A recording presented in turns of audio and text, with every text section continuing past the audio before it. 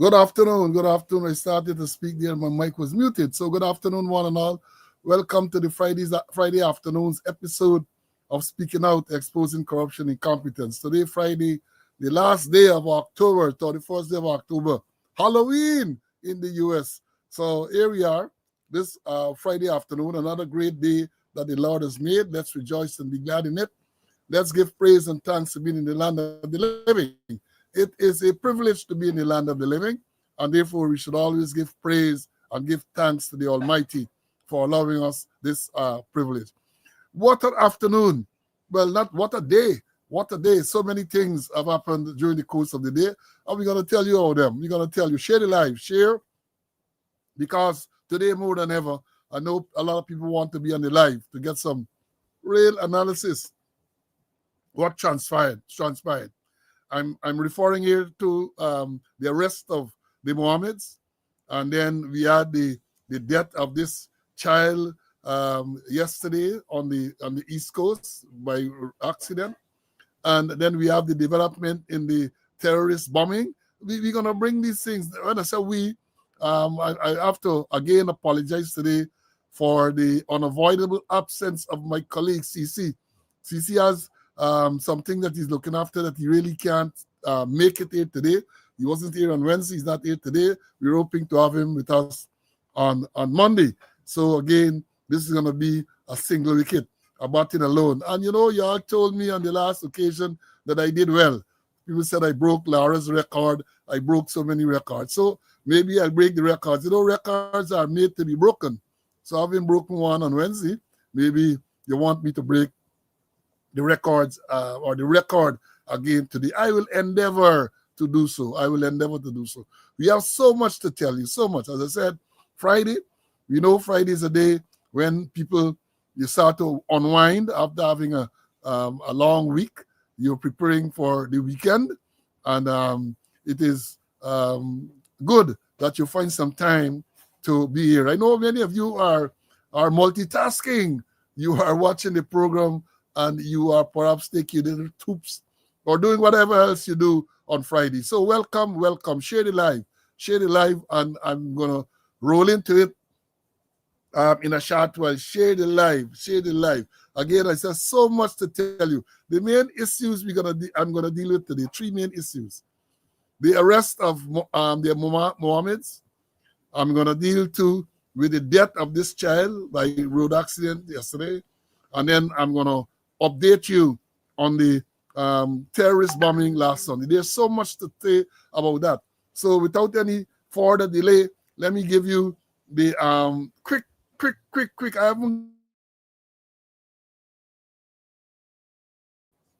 I haven't done the roll call in a while, so let me give a quick thing. 2 o'clock, it was, as you see how it is displayed there now, at Barled. Then you had Lucius, then you had Janelle, Sean, Ulrich, Peter. I'm trying to make out these things. Kerry-Ann, Kenneth, Kerry is here, Puran from the Essequibo Coast, Aubrey from Canada, Esla, Mary, Desiree from Georgia, then John, then we add Joan,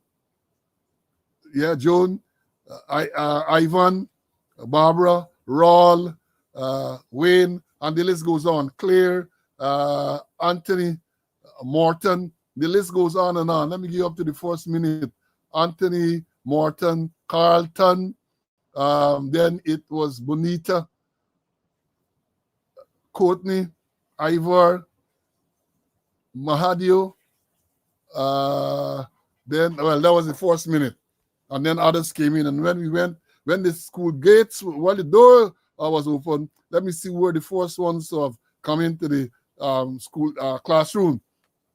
Yolanda, welcome, Yolanda. A matter of fact, Yolanda, I think was when Yolanda wanted me to do a program some night when you had some news. She said, you can't wait, let me get this thing tonight. I said, no. You can. Junior, Raquel, Joyce, then it was Rosie Rose, Ingrid, Charlene, Trifosa, and the list goes on. So let me move straight into the announcements. We start with the sad ones first. Which one I need to announce? I told you about the death of retired Inspector Cosmo Halley. Well, the details, he got to be buried on the 9th, I think it is. And we have time to bring you up to date with that. Then I learned last evening of the death of Mr. Dwayne Gibbs. Dwayne Gibbs was a former commissioner of police in the Trinidad and Tobago Police Service. You know, they had this arrangement where they brought in a foreigner. Gibbs was a superintendent in the one of the forces in the Edmonton Police Force in Canada, and he was recruited in 2010 as the commissioner of police in Trinidad. He also had his deputy, who was also a Trinidadian. That was an experiment with other Caribbean countries as well. Trinidad, I know Jamaica had a senior man at the helm there at the top, not necessarily commissioner.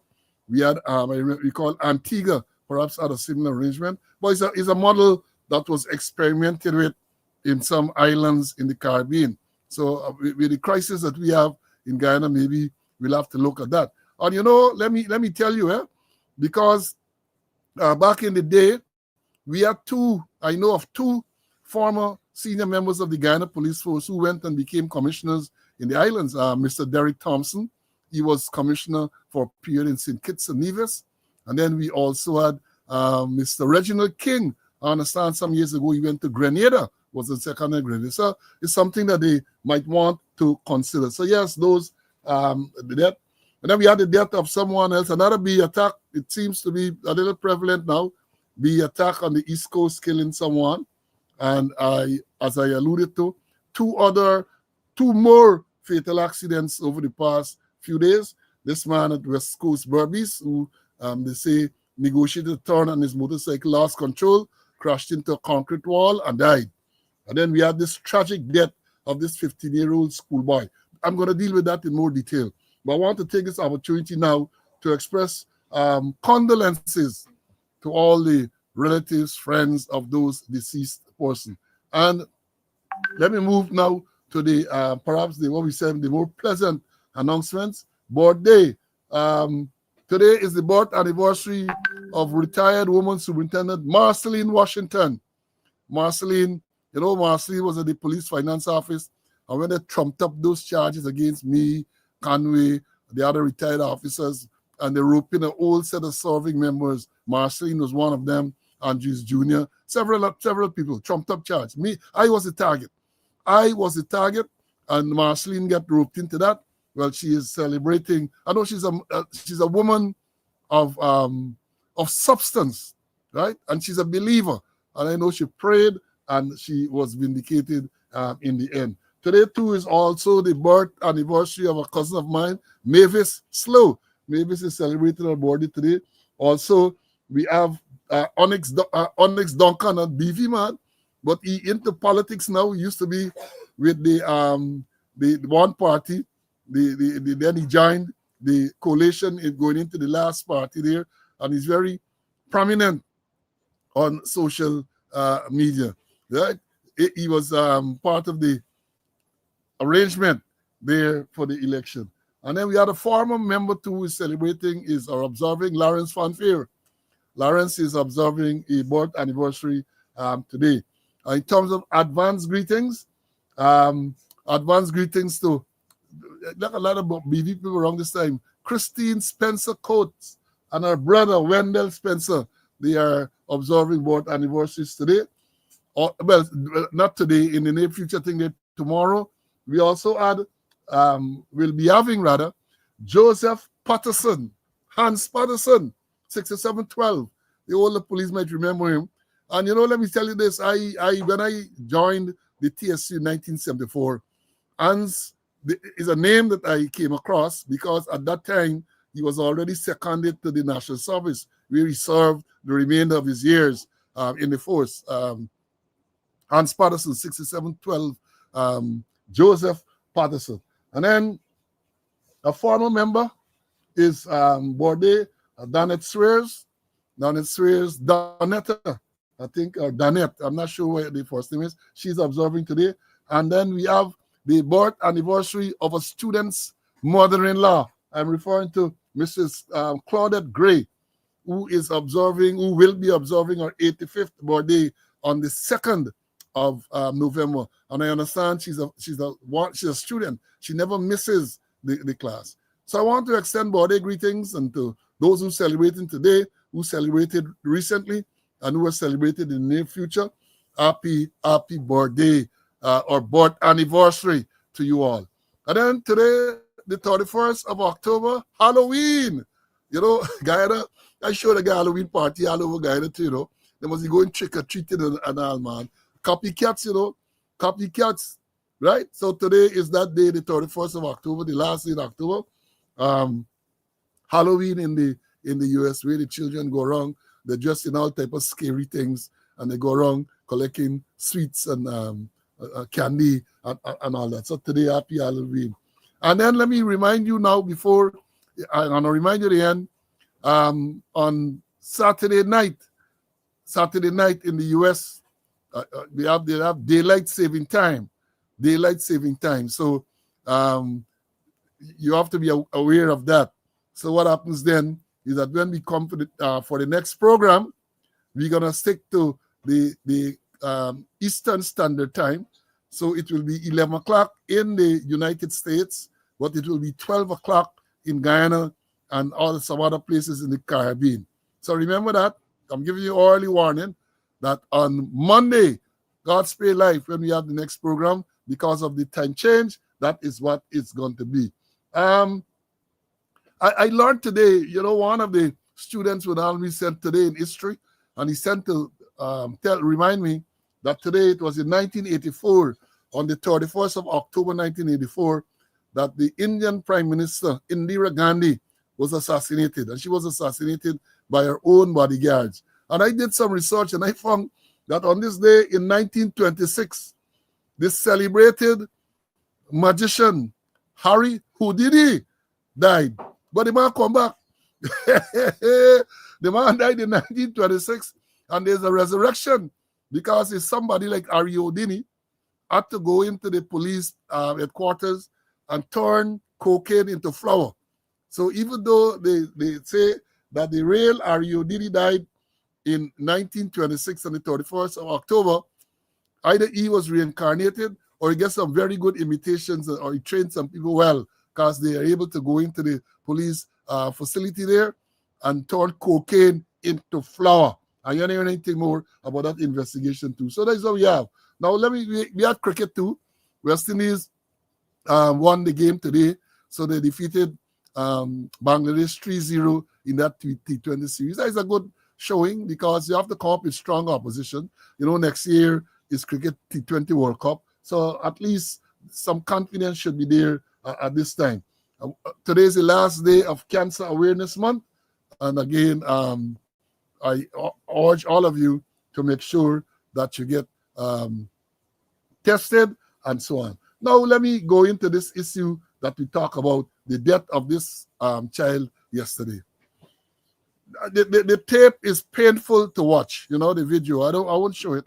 I didn't get it downloaded, but I won't show it. What happened? The child, 15-year-old, I think it's Navendra Mahes or something that his name is, right? So he was going to school, 15-year-old. Success on the east coast of Demerara. The video shows that he was heading north. He walked a little east on the divider there. Then he went to the pedestrian crossing. He looked left because that is where he expected the traffic to come from. And then he proceeded on the pedestrian crossing. And this car proceeding in a western direction on the northern side of the road against the traffic, struck him and killed him. Now, that arrangement there, and I see the traffic chief, I can issue a statement. Well, now let me explain what happened. During the rush hour on the East Coast, I think they had it on the East Bank too, to facilitate a more rapid progress into Georgetown or going east, what they do, I think it's from LBI all the way to Conversation Tree. Let me give you an idea in case you don't know. Now, the East Coast Highway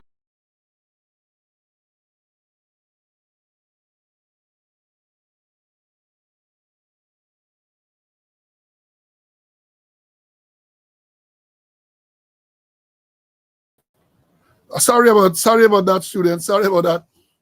My finger touched a button there, and I was thrown out of the studio. But here I am back in the studio. I hope many of you might have felt this blackout, not blackout. Now I was explaining the East Coast Highway for most of the distance, especially let me talk about from maybe Buxton all the way to Georgetown. It runs in a east to west direction. Now there are two carriageways, one proceeding east and one proceeding west, right? Now the carriageway that is proceeding west and the one that is proceeding east, they have two drive lanes. So 2 lanes of traffic will be proceeding towards Georgetown, and normally 2 lanes of traffic will be proceeding further on the east coast. But what they have done in some time, I don't know when it started, they have decided that in addition to the 2 lanes going west to Georgetown, the southern drive lane on the northern carriageway, follow me here, the southern drive lane on the northern carriageway will also proceed west. So instead of having 2 lanes going east, they reverse the southern drive lane. The problem with that, as I have observed, as I saw, there are no signs. There is no one directing this thing except for when you enter and when you leave, and what happens? People are coming down at great speed in that reverse lane, oblivious to the dangers that are there. And it's an arrangement that was poorly managed. Even though the intention might have been good, it was poorly managed. So I was in Guyana a while back, and I had to go to town. I think it's one of the days I was going to court. Yeah, it would have been sometime last month or so. And I drive in going towards town, and it's something strange. I observed something strange. And when I looked at it properly, then that is what it was.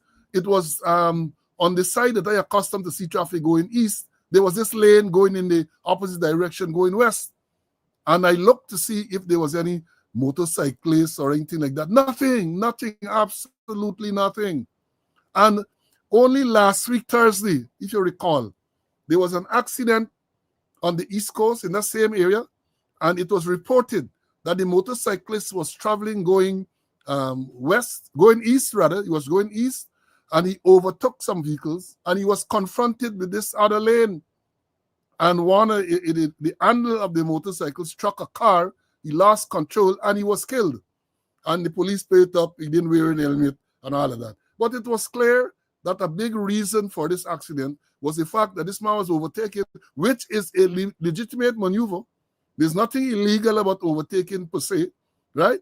So he is obviously, based on what was revealed, he didn't expect traffic coming in the opposite direction. He died.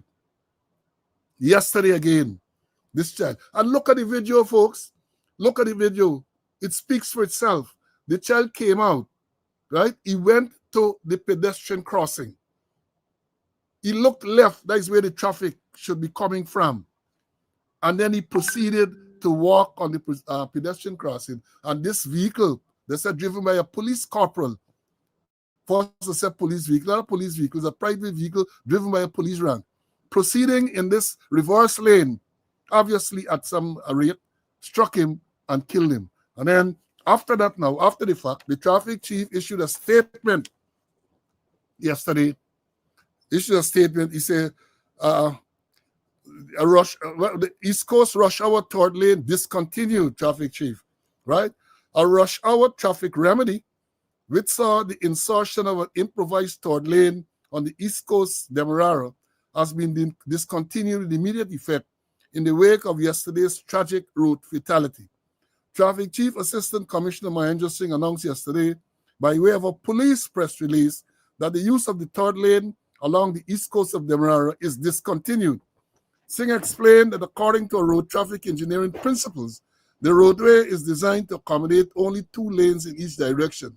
He emphasized that returning to the original design will help improve stability in traffic flow and reduce the possibility of another incident that may take another life.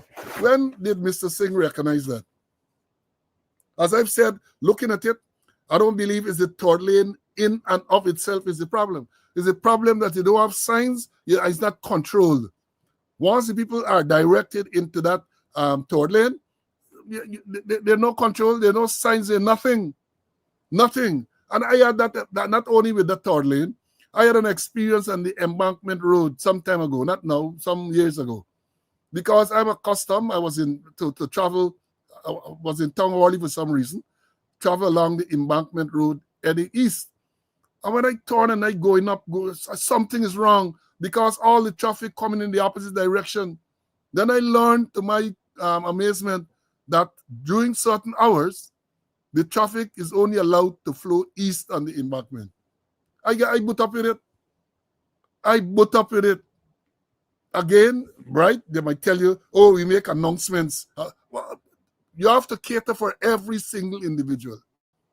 And making an announcement now and again, mostly again, you're going to communicate. It's about a communication.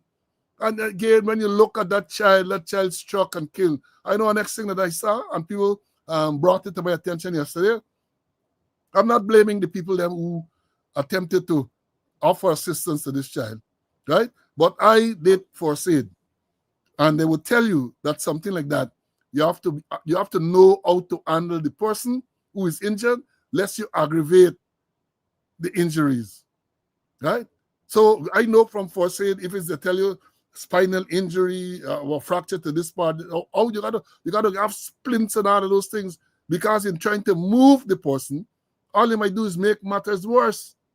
You might make matters worse. So it requires sensitization, it requires training. But this thing with the police, they wait till the man died last week, they ended nothing.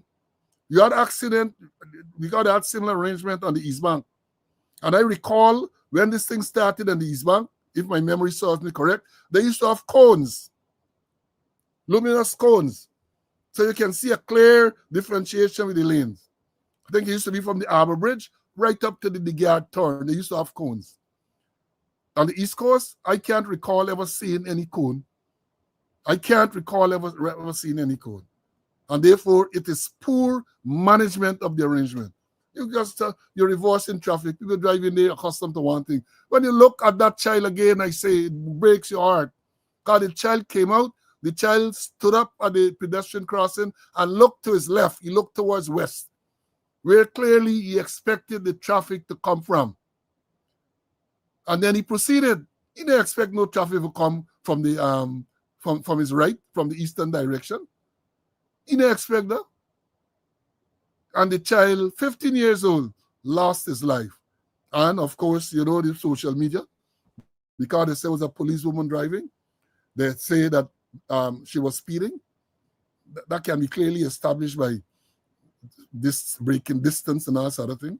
They say too that the car she was driving was heavily tinted and all of that, they're saying. So we await now because, and they say, and somebody asked me to explain this, because someone said in a release, I think it's the Minister of Home Affairs. Let me see if I can find it. Let me find it. We don't want to misquote them, you know. I think the Minister of Affairs made the point. Is it this here? Somewhere the Minister of Affairs made a statement that this matter will be treated in keeping with standard procedures and so on. Well, there are no standard procedure because they said the policewoman is under close arrest. And we have spoken about this here repeatedly. Close arrest. Not close arrest. The Police Discipline Act, Chapter 17:01, caters for close arrest. And it states clearly the offenses for which a person the disciplinary offenses for which a person can be placed under close arrest. And as you can well imagine, an allegation or an investigation into causing death by dangerous driving cannot be a disciplinary offense. So if she's arrested, but they're using this close arrest thing very, very loosely, right? So she's arrested. I suspect an investigation is going to be done. A file will be sent to the Director of Public Prosecutions. And then you're going to hear either she's charged with causing death by dangerous driving, or you might very well hear the DPP say inquest must be held. But I don't want to prejudice anything. But as a former traffic chief and a former senior police officer, when you looked at the CCTV thing, it tells a story. That is as much as I would say. You look at the CCTV camera, the image that is circulating, it tells a story, right? It tells a story. Again, condolences to the relatives of that child that was killed. I have to express condolences to them. Not an easy thing to lose a child. I have never lost one, but I could very well imagine the grief, the pain, because when we hear the mother explaining exactly what transpired. The boy left, said something, he wished something, that is the last she can see of a 15-year-old child. 15-year-old, the whole world ahead of him. And that is what happened. And we talk about the carnage on the road. There are more things to talk about traffic, but I don't have the time today. Maybe next week one day we're gonna go into it because the minister made a statement, more FT fines, tougher penalties for reckless driving. That's yesterday, the minister. And then they talk about all kind of things they talk about. I saw one today which horrified me, shocked me, right? And that is to say, the minister had some interview, and the minister is saying that they're discontinuing some arrangement they had to give people truck or lorry license. It would appear that during the shoot and scoot Ben tenure, they decided to waive the requirements in terms of age and in terms of years of experience to allow persons to acquire a license to drive lorry, or we call them truck. My information is that what happened is that they decided, the government made a decision that because of the call of this, they call this building boom, and all these trucks and so on coming in. You can't wait for the person to get 2 years experience as a driver and the age factor. So they waived that. So I understand, and based on what the minister said recently, that people used to just write to the minister and seek a waiver of that age requirement and the experience requirement. And based on that, they granted. So they are putting killers on the road. They were putting killers on the road. The minister said that she has discontinued. She intends to discontinue that practice. When I read that thing, I said, my Lord, no wonder you get all this craziness on the road. Because honestly, I never knew that you could write to the minister. I don't even think the minister has such an authority under the law. Even though the minister is a licensing authority, I don't know that the minister has the legal authority to waive the age requirement for a person to drive a lorry. But they were doing that. They were doing that.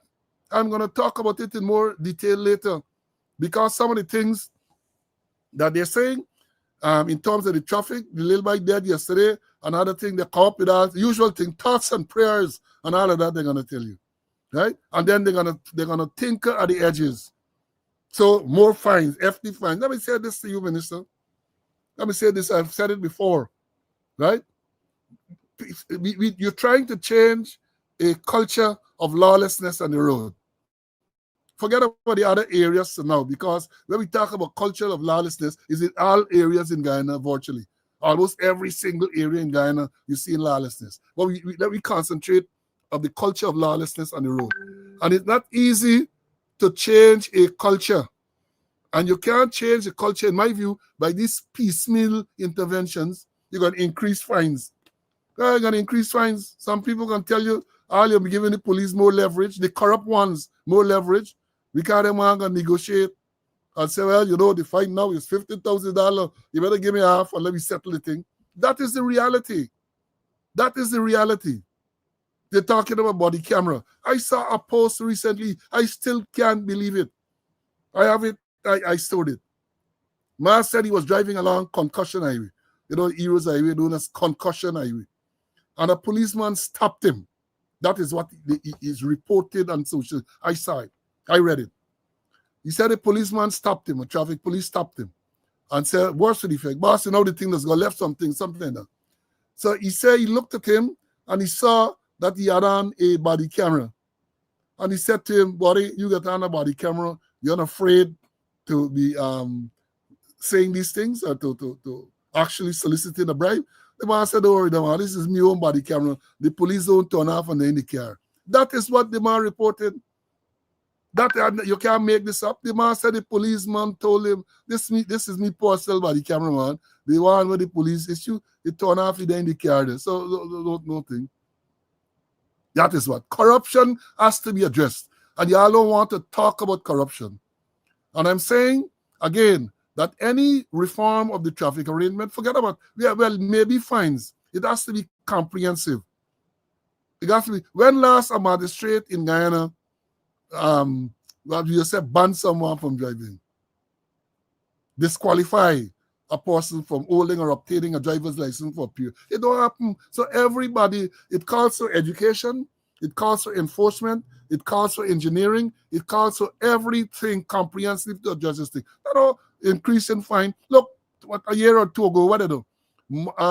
You're talking about the causing death by dangerous driving. The Attorney General Nandalal make big nice.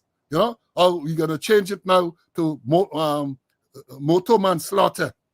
Motor manslaughter. How many cases have they made with motor manslaughter since he talked? They are the one where the driver struck and killed the policewoman in front of BV police station. Motor manslaughter, because they say if you drive a vehicle under the influence to such an extent that you can't control, and you strike and kill anyone, rather than causing death by dangerous driving, you get the motor manslaughter charge. That man was charged with motor manslaughter. And my information that shortly after, the charge was reverted to causing death by dangerous driving. So run around and changing law. You change the fine, you up the fine for driving under the influence to no less than $200,000. Right? I see the only quote that I noted does deal with it is well, others may deal with it, but prominently in the media is a Bartica court. Bartica, you see every so often somebody fined $200,000 and all of these things have to be dealt with. You just go, you're passing law and you're amending law and you make a law, and then what happens? You're back to square one. You talk about the electronic tickets and all that everything. What impact? That thing has been implemented now for the longest while. What impact has it had? You know, you did any analysis to know? It's just coming here and gaslighting people and talk a lot of crap. That's what's going on. And I'm annoyed. I worked up today because some of these lives can be saved. I told them with the frequency of deaths with motorcycle, of course, the last one I referred to this is an incident, yeah? The fact that the man rode, lost control, or right into the fence and died, that is not a road accident, right? I saw, I think it's this morning or yesterday, they say for the year so far, they have 104 road fatalities. Lie. Let me hear you say fatal accidents or something like that, or person died as a result of fatal accident. Let me hear all the people who die on the road, the number of people who die on the road. Whether you call them accident or you call them incident, people are dying on the road at an alarming rate. At an alarming rate. And therefore, you should be doing something, not come to fudge the figures and all of that. All these things you're telling me, maybe you're wasting time. Because the traffic chief not so long ago said that he has done everything that he can do. Remember that? When I made some suggestions about what can happen on the Linden-Suzaik Highway to make it safer, he said, well, they're doing them thing already and he ain't got much more that he can do. So why is he still there then? Why is he still there? That is the question to be asked, right? Well, I want to, as I said, I have to go into traffic in more detail at something next week, because all this thing about what the minister said about, I'm going to deal with that. I'm going to deal with that. But let me move, almost half an hour done already. I want to go now to this issue today. Share the live. Today, you know, so let me thank you guys for all those who have reached out to me over the past couple of hours to say that my crystal ball working. You know, I told you all, I'm talking about this Azuddin Mohammed incident. I told you all that government don't want Azuddin Mohammed to go to parliament. They don't want him to be the leader of the opposition, right? They do all sort of things. And I still believe, that the delay in convening the 13th parliament was as a result of Azuddin Mohammed being in the party, the WIN party, We Invest in National, that has the largest block of seats in the opposition. And it is expected that he is going to be elected as the leader of the opposition. They do all sort of thing. They're doing all sort of thing. So what happened? I told you all to watch out closely because Monday, the 3rd of November, is the day when the parliament, the new parliament, the 13th parliament will be convened. And let me tell those people who it's not reconvening. Reconvene means that you continue from the old one. That is a new thing, a new parliament, the 13th parliament, the 12th parliament done when it was when it was when the president made the proclamation and dissolved the parliament, that one done. So this one now is a proclamation for the commencement of the 13th parliament. 2 o'clock Monday at the Arthur Chung Convention Center on the east coast of Delaware. I told you all, and I was telling you all along, that you got a lot of scenarios playing out. I asked the question whether Mohammed will be sworn in. I asked the question, even if he's sworn in as a member of parliament, whether he'll be sworn in as the leader of the opposition. I tell you all that all sorts of things can happen to prevent him from being sworn in. And I was looking out because I got word that certain people were on the ground in Guyana. And I concluded that the only reason they could have been in Guyana when they went there had to do with the Mohammed issue. Let me remind you all, remember the let me check the note. Let me check the note, please. I allow me a little. Let me check my note. I ain't get my partner CC with me at this stage. So y'all allow me. Let me run through and check the notes and make sure I report accurately.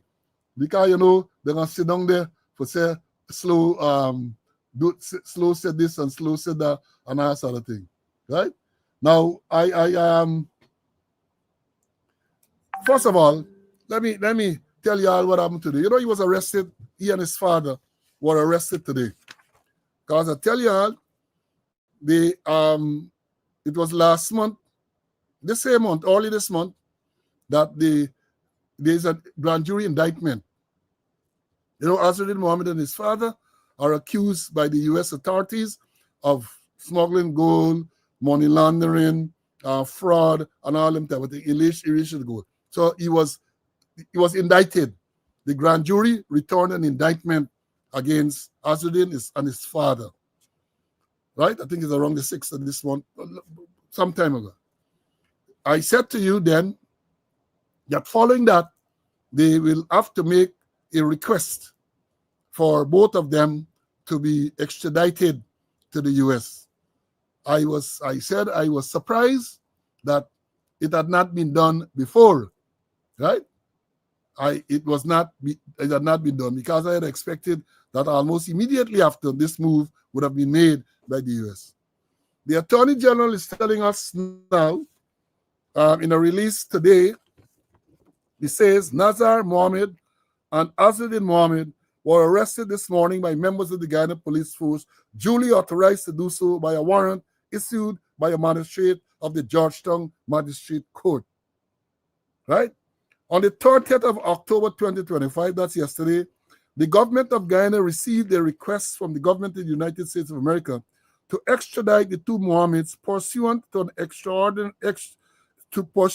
extradition treaty between Guyana and the United Kingdom, which extends and remain in force in Guyana under the provisions of Section 41A of the Fugitives Offenders Act, Chapter 1004, as amended by Act Number 10 of 2024.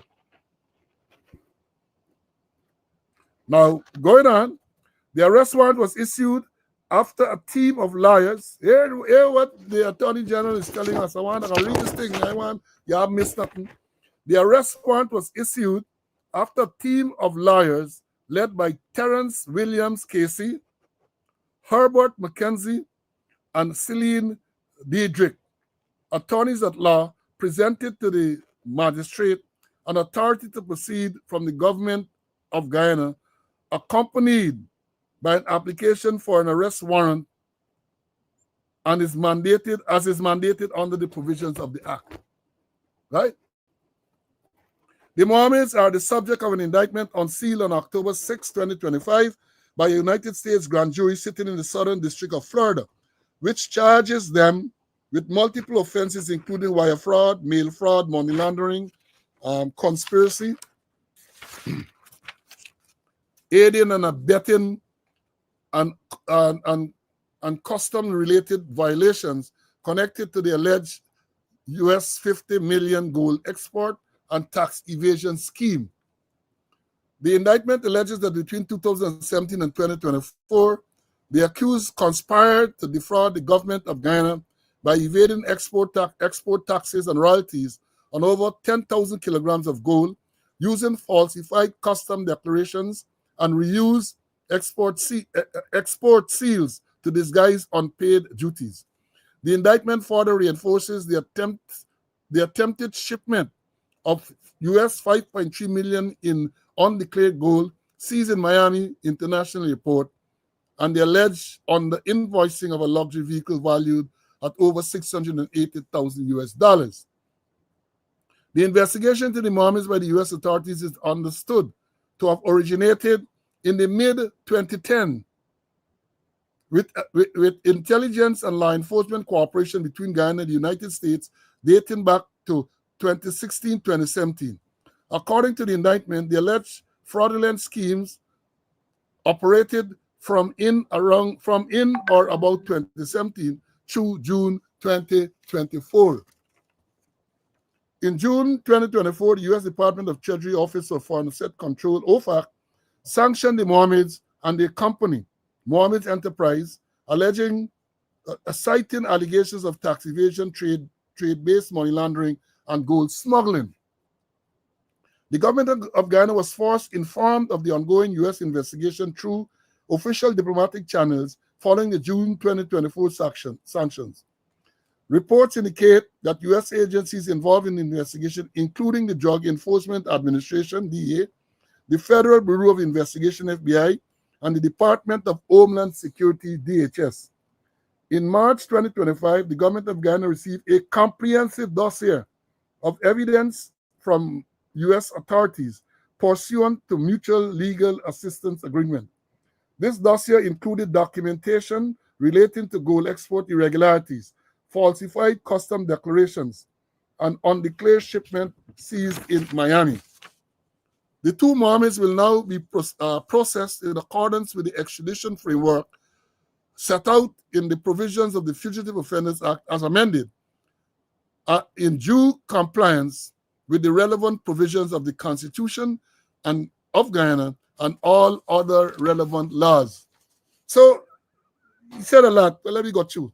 Basically what happened, he's saying that the U.S. authorities came, well, he said they came, he said they made, on the 30th of October, the government received a request from the government of the United States to extradite the two. So yesterday they received this request, and therefore he's claiming that the arrest warrant was issued after a team of lawyers led by Terrence Williams, KC. Who is he, by?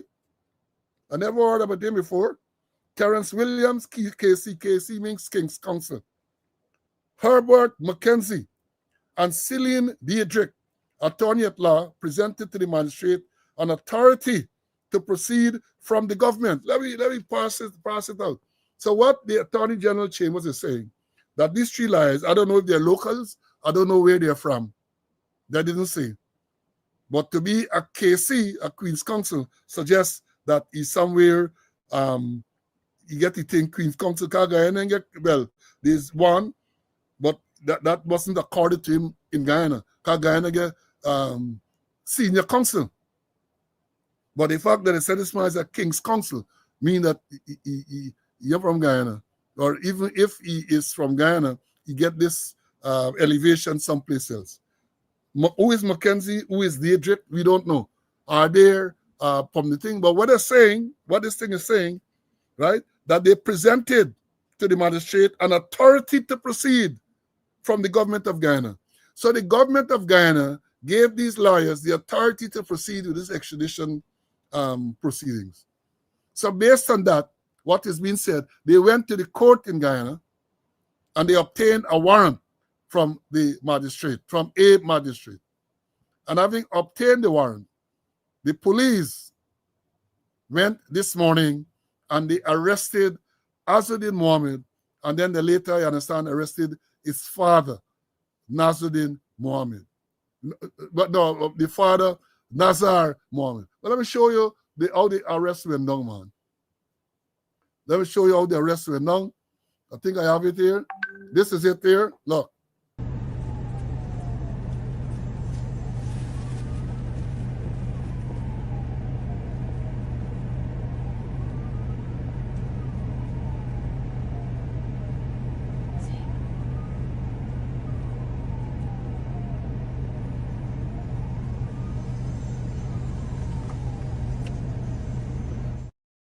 That the arrest outside, they say, in Smythe Street, outside the GRA building there, that is where the arrest of Azuddin Mohammed took place. And it looked like the arresting rank is somebody familiar. It looked like HSB, man. Is that Prem Narayan making the arrest?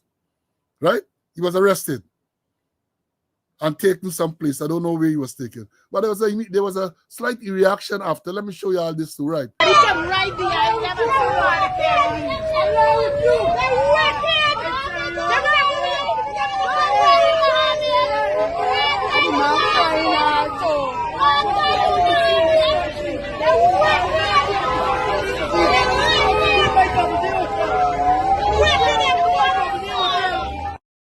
Well, you see, you saw those two. The first one, he was being arrested by the police.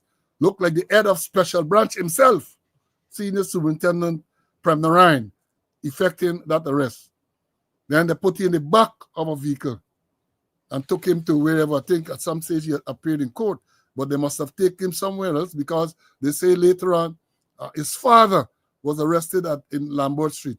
But, you know, Attorney Ronald Daniels wrote a very interesting post on social media, which I'll read because I concur with every word that he said. Hear what he says.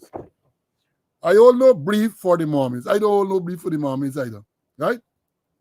And I've publicly taken firm positions throughout the election season against them for the crimes they are alleged to have committed, right? I am, however, appalled by this treatment meted out to Mr. Mohammed, the same as I am when it is meted out to any other person for whom it is unnecessary. Why is there a need to make such a public spectacle, guns drawn, and putting him in the tray of a police pickup? As far as I'm aware, Mr. Mohammed has been presenting himself to the police upon request. He is certainly well aware of the inevitable request for his extradition, and which would be attended by a request for his arrest. He has not fled Guyana and has since been in the public space on outreaches. This spectacle was not necessary and has a political purpose to serve. Unless Mr. Mohammed was wanted for something else other than what is already public, what barred the police from requesting that he submit himself into custody as he has done before? This is such a vulgar abuse of state power. The thing is, my people, we do not have to stand with someone to stand for them. We must be bold enough to condemn abuse of power regardless of who is the victim and regardless of who constitutes the government, lest we become the victim and there is no one to stand for us. Note, this position is mine as an ordinary citizen and not as a representative of any profession or organization. So he has a caveat there. And I said the same thing. They know Azuddin Mohammed, they're all over the place. If you come and you want to, why not pick up the phone and call and say, well, look, turn yourself in. They did that before. They did it before when he turned himself in. I think on more than one occasion, once at Rival Police Station and some other time. They did it before. But apart, they want to create this spectacle. So police vehicle, people turn up there with guns. And, you know, there's some other disturbing things coming out of that we want to discuss. Some rather disturbing development, right? I had it here to show, but it has gone out to the studio. Let me find it and show what I'm talking about. Let me show what I'm talking about. Y'all bear with me. Let me show you what I'm talking about. I'm talking about this. This development now where we see police ranks or people who we assume to be policemen dressing with ski masks. This is one somewhere in the interior, ski mask. This is one of the persons who accompanied the Mohammeds today. This is supposed to be, but we are assuming is a police ski mask.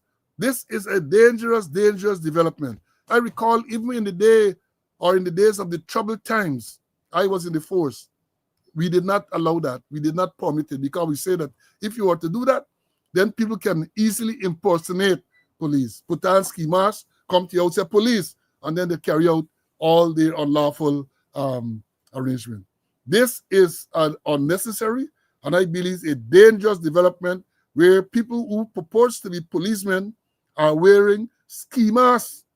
Their identity is hidden, and then they come to you. This is extremely dangerous. It happened not so long ago to this same mining area. I have a next slide here. This one. You remember this? This is a sergeant somewhere in the mining area. They went to deal with some mining arrangement there. Look at the police sergeant. At least we assuming the police. He look like he get on TSU clothes and he get 3 stripes on the hand. But look at the man's face, fully masked. Fully masked. This other one here, look, fully masked. This is one today. And there were several others like that in this issue today during the arrest. And when they even went to the court like that, when they accompanied Mohammed, they even went to the court. This man, this picture that I'm showing you, is this man going into the court like that. It is dangerous. It is dangerous, especially when you get people who are let to be rogue elements. One would believe that if they know that they can be identified, that will deter them from doing certain illegal acts. But if they're allowed to put on masks, ski masks, makes it difficult for them to be identified, then the ones who are inclined to do illegal stuff are likely to be more emboldened. We're watching them. We're calling on them. Minister, I don't call on Ikin the squatter. He ain't know what's going on. But minister, this is something that you need to discourage. And don't tell me it's an operational issue, because the release of the information relating to the terror suspect, the man who detonated the bomb at the gas station, that was an operational matter, and that press conference was hosted by the Minister of Home Affairs in the Ministry of Home Affairs. So don't tell me suddenly you know what is operational and what is policy. No, I'm not accepting that. But I'm saying this is a dangerous development. Now, a lot of things have happened because as I speak to you here now, we've been told that the Mohammeds have been granted bail. They went before the magistrate. But let me back up and tell you all that I had court today. I had court scheduled for 9:15 this morning, virtual. And when we were there, we were advised that court will not start until 10:15. Me and my lawyers, until 10:15. So go back at 10:15. And the magistrate did say that they had some meeting and so. I understand later it has been said, no, true it is, it has been alleged, right, that all the other courts were told to put off the cases. So the place was free. Mohammed got royal treatment, man. The place was free just so the Mohammeds, right? I understand that when the thing is placed on bail, so they went there, Code 7, I understand, some magistrate, special magistrate came to hear the matter, and it is being reported now that both Mohammeds were granted bail in the sum of 150,000 Guyana dollars each. Listen, thing they make, they rush down there, arrest Mohammed, and cuff, throw in the back of a vehicle like a common criminal. Went to his father, right? Arrested him too. I had a video, I was hoping to get it to show, and when they're done, they handcuffed them together.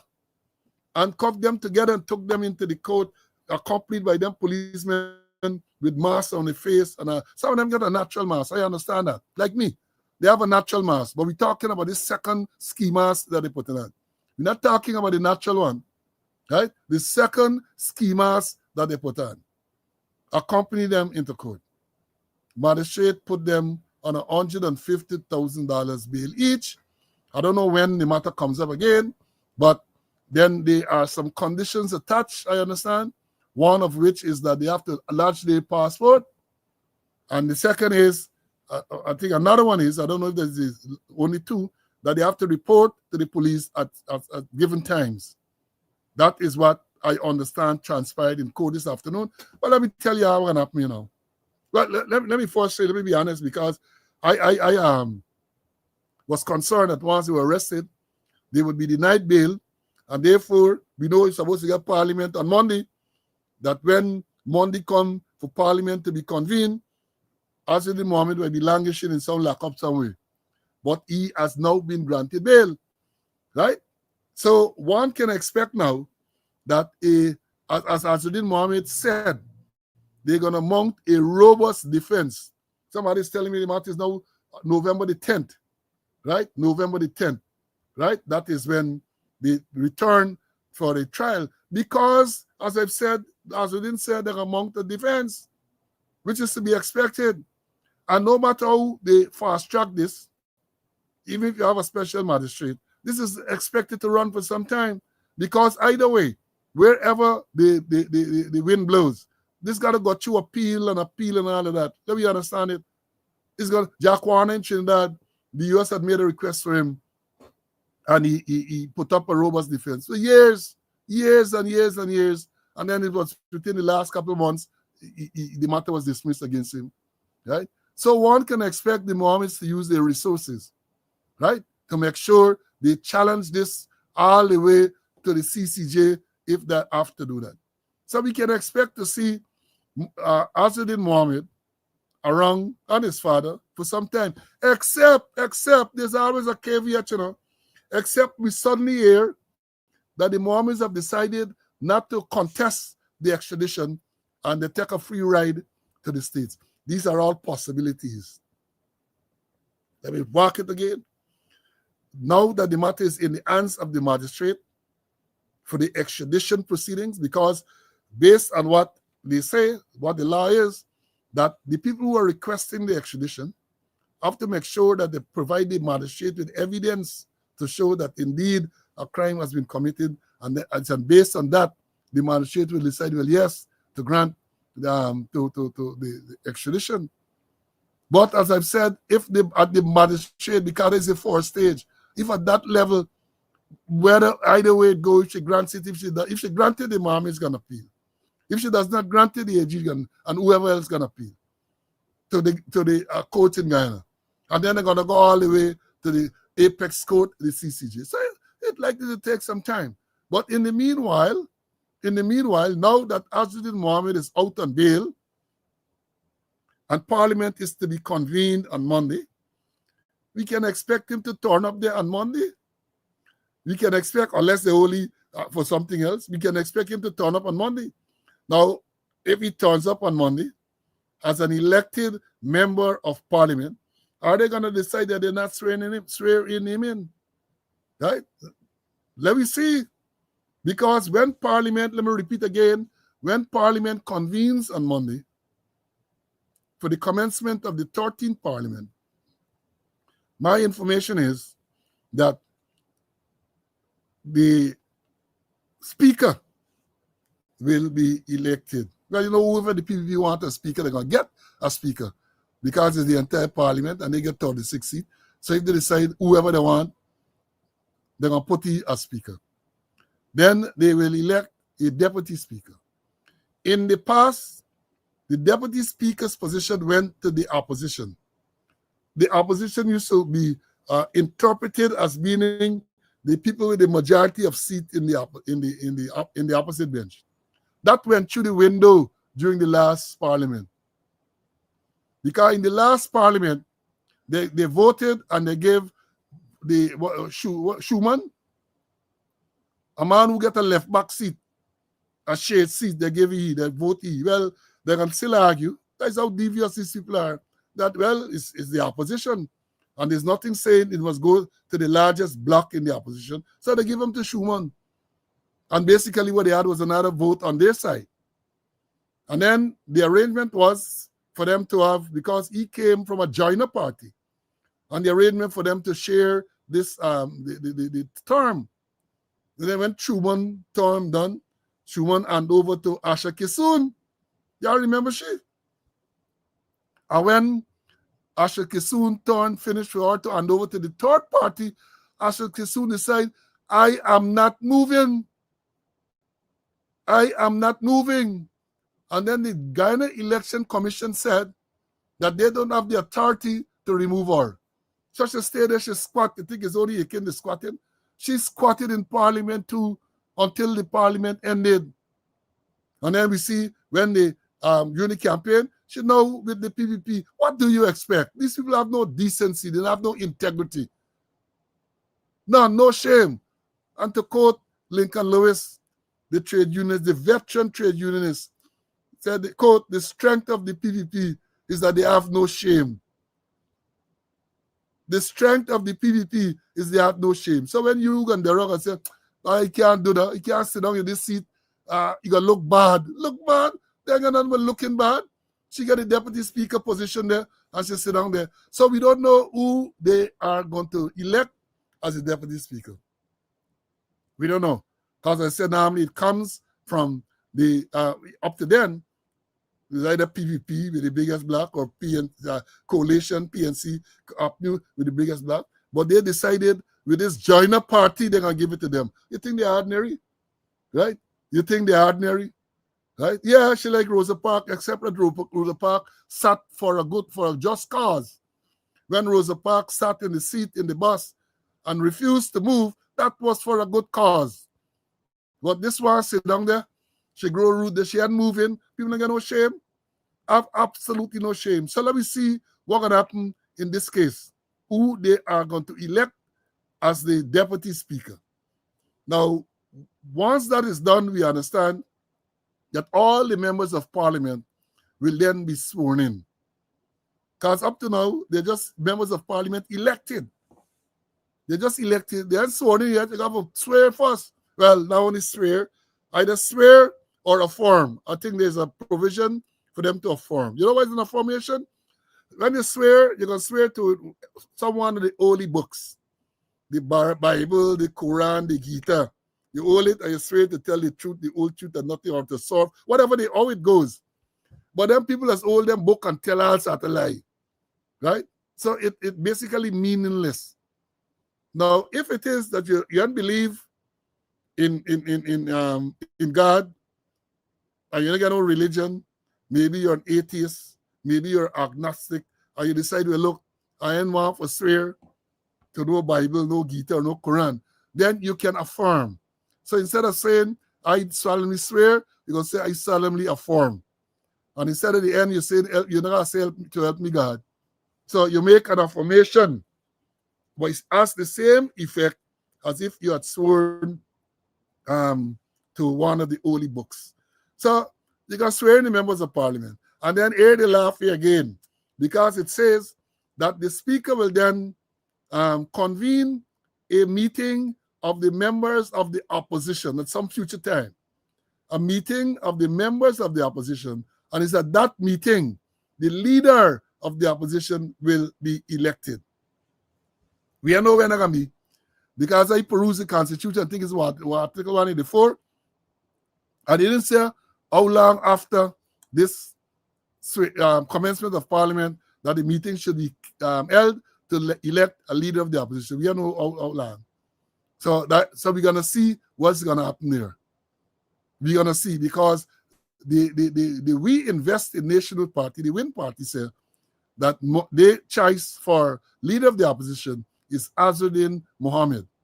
And if they want Azzuddin Mohammed, that is what they're going to get, because they have the largest block of seats in the opposition. So let me understand. So let me watch and see. Because before today, I would have said that once he was arrested, he can remain in custody. So he can't go to Parliament on Monday because I was asking the question whether this swearing can be done virtually. If in custody and there, well, you can't swear in. But now that he's on bail, let's see. Let me make it plain. I was surprised at that. Because once I heard that they arrested him today, I said like a lucky down until after the commencement of Parliament. That is what I felt. Right? But unfortunately, I didn't look at the crystal ball because the crystal ball might have told me that they're going to Lucy and see what is going to happen then. But again, as I said, we in uncharted waters and with GPS and walking. Well, let me sit back and see what will happen. So this is a recent development in the Mohammed thing. He arrested, as was you could have expected. I tell you, my only surprise is that the U.S. took so long to make the request for his extradition. I had expected that should have come a long time now. And, people saw some foreign people around the place. And they, that they're coming down. It was coming down, right? So, again, I surprised that he was put on bail. And let me understand this, buddy. I guess it has to do with the nature of the proceedings and all that. But you're putting a billionaire on $150,000 bail. He better tell you, go comedy ready, man. It is ridiculous. But you make you sign a recognizance to report whatever you want him to report. But to put the Mohammeds on $150,000 bail each, what are you telling us? What are you telling us? That $150 bail to the Mohammeds is like if you go to court and they tell you, say, put 50 cents, last 50 cents as bail. Last 50 cents as bail. Then they tell them, lodge your passport. Lodge your passport. I don't know, they said some months ago they went to Barbados, right? They know the Mohammeds are traveling to any place. So the passport being lodged, it mean nothing. They have shown that there are no flight risk. But lodge your passport, I guess it's just a formality. And then report to the police at a specified time. All of them is just formality. For how long? Because I can anticipate this matter can run and run and run and run. Unless, as I've said before, unless we hear that the Mohammed suddenly decided. Let me understand what I'm saying. You read, you can't get me reading and spelling for you, man. Unless we suddenly hear that the Mohammeds have had a change of mind. They're not going to contest robustly this extradition proceeding any longer. They have decided to go to the States and to face the trial. Now, let me see possibility. Not likely, but it's a possibility that you're going to hear sometime soon that the Mohammeds say, look, we are going through all this naglang thing with extradition and so on. Yeah, take me, man, take me. If you read, they say that two persons, I think it's Nandalal thing, two persons were extradited this year from Guyana to the US. What they didn't tell you is that, well, they did say that later on, that the people decided they are contesting the thing. We can go on. I'm our run and hide in Guyana for years. Suddenly decided that he's going back. When you only said, man, don't worry, this extradition fight and so on are going there. So Allah, let me sit back and let me wait for here. Go on. Let me hear, yeah, Marlon. This old man brain does think all sort of thing. So there is where we are. I guess we're looking now to see what happens on Monday with Parliament. We're looking to see, because here there's a rumor, these people are ordinarily wicked. You get some of them that's around on social media and so on. Anything could come to them out, they start. They start anything that come to them out. So you're hearing, you had this terrorist bombing there, Sunday killing this child. You're hearing that they had intellectual authors. You're hearing what intellectual authors. You remember? They like this phrase they like to use, When the breakdown station was burned down, incidentally, it was October month some years ago. They said intellectual authors. They were looking for intellectual authors from the US. Fire was on the Saturday. And the Sunday morning, the very next morning, they had heavy machinery in the breakdown compound. They cleaned away the debris. And yet still they were talking about international investigators and intellectual authors. So don't be surprised if all of a sudden you hear they talk about intellectual authors and so on. Right?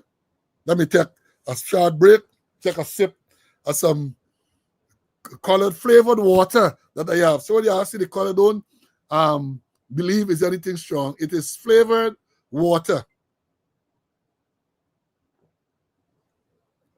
Ah, yes. Again, I miss my colleague, CC. He said, tell you all he can be here as soon as he can, but he doing something he can. So let me go on.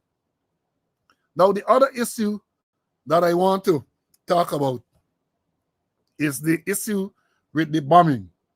Let me pull up the note. You know, we know this. We know what happened. I don't think I need to go through it with you guys again to tell you what happened on Sunday. We had a case where a bomb went off at the gas station, the mobile gas station at Regent and King Street, killed a child and damaged the building and damaged some stuff around there, right? Terrorist bombing. The suspect, they got a long name for you there, was arrested.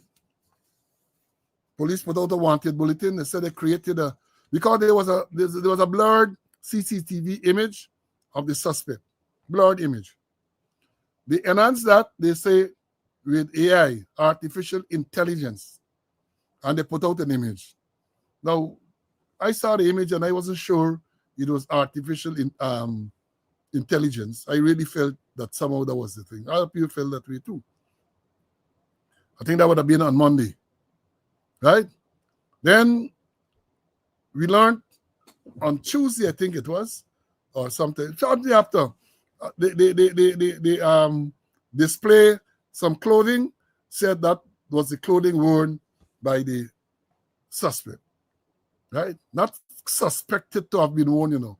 They said that is the clothing worn by the suspect. I said, how them people just know this? I said, this is so, the statement is so irresponsible. How they do not know that?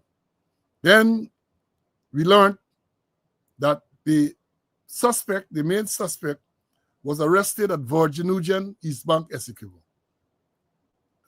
And I said then, and I'm saying again, compliments to the police for acting with such alacrity to arrest the main suspect, right? But events thereafter have caused me great concern because I have said that in a matter like this, remember we talking about here, you know, we're talking about a case where a foreign terrorist exploded a bomb at a gas station in Guyana, resulting in the death of a 6-year-old child and extensive damage to property, injuries to others. Serious business we're talking about here. And I said then, and I'm repeating it here for emphasis, that this matter requires proper, thorough investigation. You know, I said so, and then I sent out one of the trolls who said, like I sided with the terrorists. Me, I sided with no terrorists. Anybody who listens to what I'm saying and come to that conclusion, they get something wrong with the brain. Something is wrong with their brain because I am saying, and I've said repeatedly, right? It's not, you have to make sure that you have proper evidence to convict this man. And so far, maybe they have that have not been made public. But so far, I see what I call a lot of missteps. And let me understand this because already from the time the thing happened, the president there in Saudi Arabia talking about going to sign death warrant. The Minister of Home Affairs in the press conference, I think it was Wednesday or where, talking about they're going to seek death penalty. They're running, they're jumping the gun. You have to first make sure that a proper investigation is done so that you can gather evidence to convict this man in a competent court of law. First mistake. The clothing that was supposed to have been worn by this man was not handled properly. Was not. Because wherever the clothing was located, it looked, evidence suggests that they pick it up, they lay it out on some tile, they take photograph, they put them in the media. This is the clothes that was worn by the suspect. Wrong. Wrong. From the time you see the clothes, and there's the clothes you suspected that the person wore, you're talking about evidence. And therefore, it should have been left right there You get your forensic people to take out photographs of it. We say you take the photograph in situ, right where it was. You're going to give it some context so you know the background, wherever. So that this is where this photograph, this clothes was found. Then the next thing you know, this clothes have to be handled carefully by professional people with gloves and all this everything, because we're looking now for DNA and other scientific forensic evidence, DNA and other forensic evidence, that if it is that this suspect wore those clothes, DNA got to be there. He had on a cap. He must have sweat. He got on a t-shirt. You'll get sweat. Get on a pants that you lay out sweat. So you ought to have made sure that that evidence was secured. Evidence bag, straight to the lab, where your scientists now will seek to extract unknown evidence. And why we say unknown? Because let's say you have DNA on the clothing. You don't know who they wearing the clothing. You didn't see who took off the clothing and put it there. So it is unknown. And then when eventually you arrested a suspect, you have to make sure that you get some evidence from him now. DNA, known. This is going to be the known sample. Because you know it came from him. And then the scientists going to match up the two. And I warned them, you know. I said that if you're going to go to get DNA from the suspect, make sure you go the legal route. You might have to get a warrant from a court to get DNA sample from him. Now that you can't just go there and say you're taking piece of fingernail, or you're taking out air, or you're taking something from him. You have to make sure this is a terrorist arrangement. And you have to make sure you do everything according to the book. You get a warrant to get DNA from him. I don't know if they did that. They haven't said so. But I said the clothes was badly handled. And then I don't know if they went to get DNA. Because as I said again, this case has to turn on forensic evidence. Forensic evidence. And then they told us that the man made a confession. Oh, God. I don't think there's another police force in the world, on this planet, that are able to get confession statements so easily. Confession statement this is a terrorist, you know. Don't let me sugarcoat it. This is a terrorist. And he must be the most talkative terrorist there is. Because from the thing they tell you this man said, even though they claim that he speaks Spanish, because they identify me as a Venezuelan. I tell them, I said, even with the CS, the caution statement, this man has given, even if recorded, if it's a video recorded otherwise, you have got to be extremely, extremely careful. First of all, you know English, they said. So he would have given it in Spanish, I suspect. So it has to be translated. Who is the translator? All of these things. Because there's absolutely no doubt in my mind, and you students will understand, that when it comes to a trial, when you talk about you're going to seek the death penalty, all them caution statement and all them statement they make, people going to deny it. So I never, or if they made the statement, they're going to say it was coerced, they were beaten, they were threatened, all sort of things they're going to say. They were starved into making, they're going to say all of that. And therefore, you need to make sure that, again, you follow this thing, you go by the book. You go by the book with the caution statement and all that. Now, I saw, I'm going to come to, now let me jump to this one. Let me jump to this one. Because I was shocked again, you know, I should not be, but I'm telling you I am. This morning I picked up the newspaper. Starbuck News. Starbuck News. This is supposed to be one of the more responsible dailies. Gas station worker who confronted terror suspect on Sunday night, identify him, IDs him. My Lord. And not only that this statement is made, but the picture of this witness is there. Our name is there. Our age is there. I said, what the... imagine, I said, what the MS, Medal of Service, I said, what the MS, what the medal of service is this? This is a key witness to eventually a terrorist or a murder charge. And the newspaper, the Daily, decide they're going to interview she. They're going to put your picture out there. They put your age out there. I said to myself, do they not recognize that they could be putting this witness in danger? When you told us that this main suspect get connection with dangerous gangs in Venezuela, Sindicato, and some R gang, name R, and you're putting this woman's life in danger like that, she's a main witness. She is a main witness. And for her name and photograph to have been there, I see interview with Big Smith, all of them running and said they're screwing up this whole thing. And they should be told. One would have thought they would have had the common sense to know that they shouldn't be doing that. That is why even when you go to I like the thing with the video, right? You gotta blur out the person's face and you disguise the voice and all them type of thing. But here it is, Big Smith News Watch, proud. They get the witness and the thing, she gave an interview and they all over the world. So the bad guys too already see this is who this person is. Are you telling me that these people know what they're doing? They have put this woman's life in danger. Then they went on. And here let me say, with this case, I expect that once it reaches the court, then you're going to hear they get defense attorneys and all this type of thing. And these people making the defense attorney work easy, because some of the statement attributed to this lady in this report here today, I said, what the medal of service they're doing? Hey, what I say?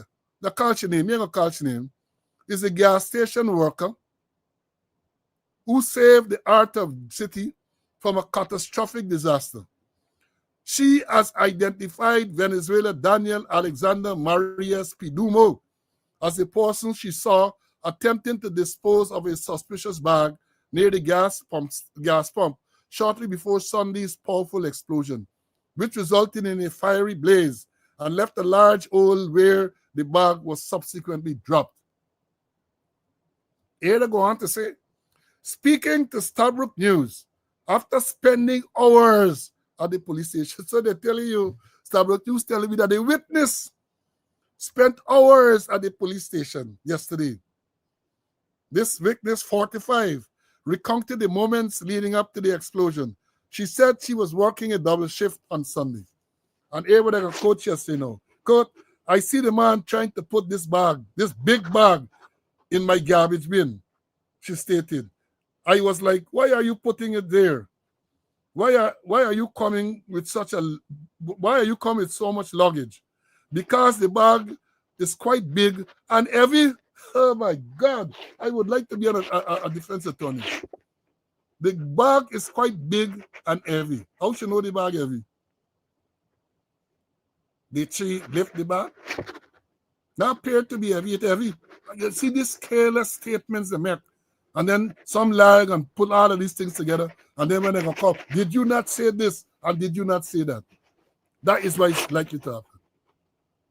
And then she says here, they say according to a police issued CCTV grab of the suspect attempted to put the bag in the garbage bin at the gas station just as she stopped him.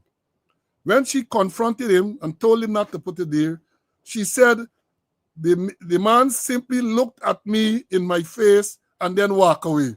You know what she said? She said, the man looked at me in my face and walked away.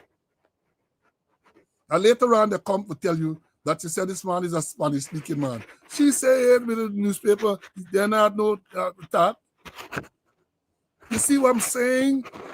I would expect that the crime chief, who is a liar, you might have said, all right, the lady gave a thing, you ain't got no control over that. But did y'all warn her not to go and to make any statement and all this type of thing? Right? And the newspaper too can be considered irresponsible for publishing that. Because when she gonna say The man looked at the man. He looked at me in my face, and then he walked away. She said she later saw him return to put the bag on the ground near the gas cylinder. Then they go on to say the crucial breakthrough came on Wednesday night.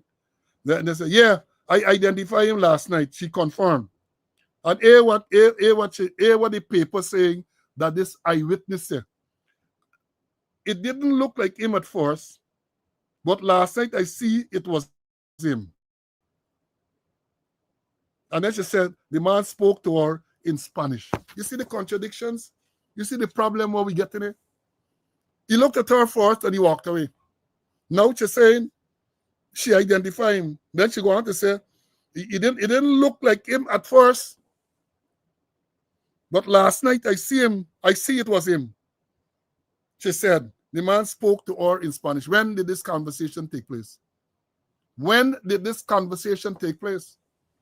Is she familiar? Is she Spanish speaking? How did she know that the language with which he spoke is Spanish? You see, again, I say, and I'm saying these things not to highlight to them that you get some serious issues here immediately off the bat. Serious issues in terms of the credibility of this witness, who appears to be your only eyewitness to identify this man. Because on the time this witness say that the thing say, after spending hours at the police station, was at the same station where the suspect was held? Could she have had an opportunity to see this suspect before the identification parade? All of these are things that are going to come up. They really don't know what they are doing. Is the blind leading the blind? And I am so disappointed. Well, let me say, you know why I'm disappointed? Because I'm sure that some of the more seasoned investigators at CID and in the police force, they know the correct thing. They know. And they know what I'm saying here is true. Even though you can't expect Ikin and some others to know. Ikin and a police. He's wearing police uniform. He's a commissioner of police, but he's not a police. He's not wearing the uniform. Don't make your police. Because all of these things I see here, and the lawyers or lawyer who representing this man, gonna pick this thing to pieces. Now they say that she identified him. I can tell you something about identification parade just now. They say that she identified him. Right? She said that she didn't recognize him at first. She said she didn't recognize him at first. It didn't look like him at first. Right? It didn't look like him at first. But then afterwards, she identified him. When I reviewed the video of this man walking up to the place there and putting the thing in the bag. What if I get it here? Let me see. I'm not sure if I have it. Hold on. I might very well have it here. Do I? Oh, look at here. Look.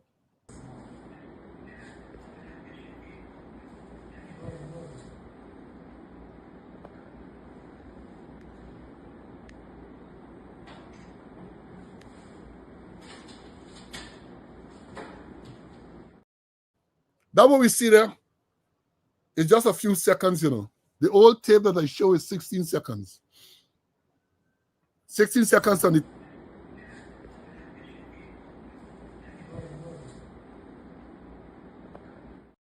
And for about 6 of the 16 seconds, our back was actually turned to him.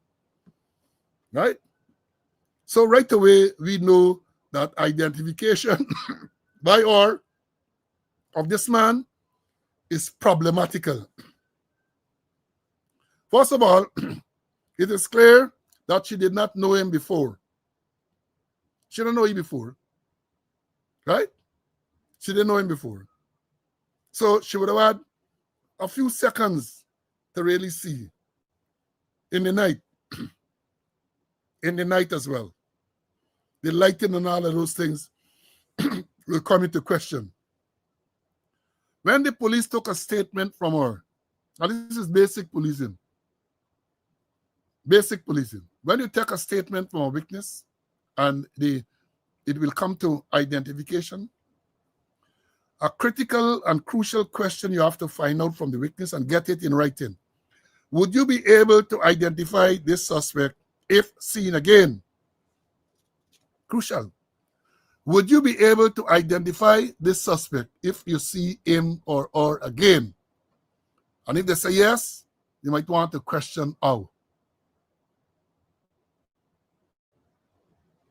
Yeah, I know that they're dealing with an ongoing case. That is why I'm giving them hints as to how to correct some of the pitfalls they're going. Because if they continue along this line, you're going to end up with a case, unless you get scientific evidence, they're going to go overboard. You're going to go overboard.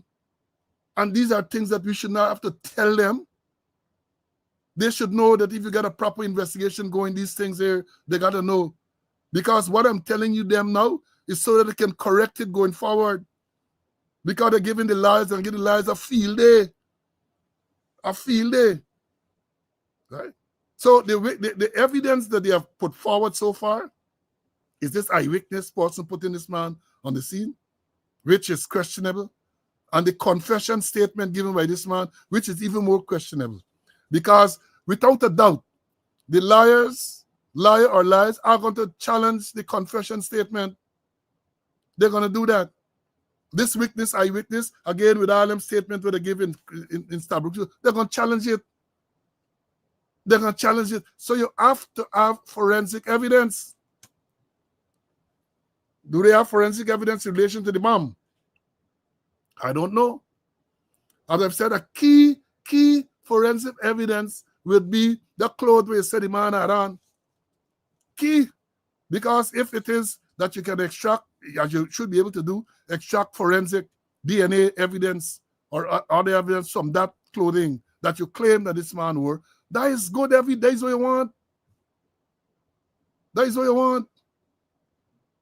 But to come and you just, there's no way in a case like this, especially when you're talking about death penalty, that you're going to get you on confession and you're going to get you with some person who saw this man fleetingly. You got to get more evidence. And it brings me to the other part. God is saying that the man had accomplices. The man had accomplices. They are telling us now, the crime chief said this man arrived at 8 o'clock at Parika Stelling. So it appears that he arrived in Guyana long before that. But he arrived at Parika Stelling at 8 o'clock. They are now saying that between 11 and 12, this man and others went to the same location where they bought chicken at the KFC outlet, and that they used that opportunity to reconnaissance, to do a recce. So it would appear as though they decided that that would be the target, and they recce the place. Then they're telling us that they went back because they said, according to the crime chief, or I'm not sure if it's the crime chief, but according to some report, this man brought this bomb from all the way from Venezuela. So he traveled all the way from Venezuela with this bomb. Come there, hook up, according to the crime chief again, he link up with some other Venezuelans and Guyanese. And then he came to Parika. Then he traveled from Parika all the way to Georgetown. And then they go back. Because once they recce the place, they go back and wait for night. And then come back and he set off the bomb. Again, I ask, what type of bomb? What type of bomb? In detail, because I don't know if they have sought real forensic, technical, international assistance. Because the people, well, of course, if they had secured the evidence properly, they're going to tell you what type of explosive used and all of that.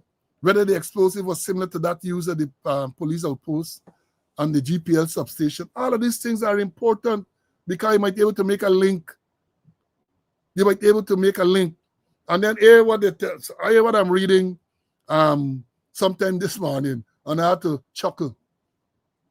They're saying that this man, as I said, this is the most talkative terrorist there is. Guy talking, they say he talking, he cooperating, he talking.